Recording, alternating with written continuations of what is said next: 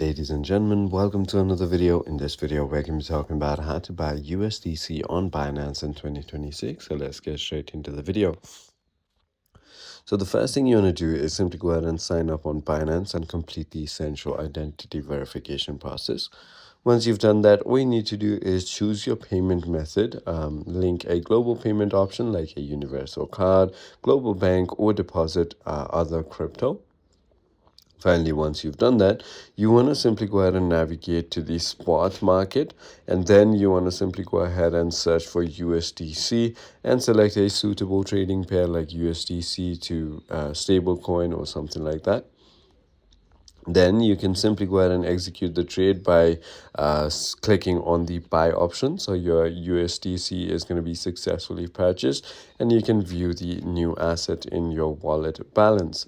So it is as simple as that. I hope this video clarifies everything for you. If you have further more queries, feel free to comment down below and I'll see you on the next one.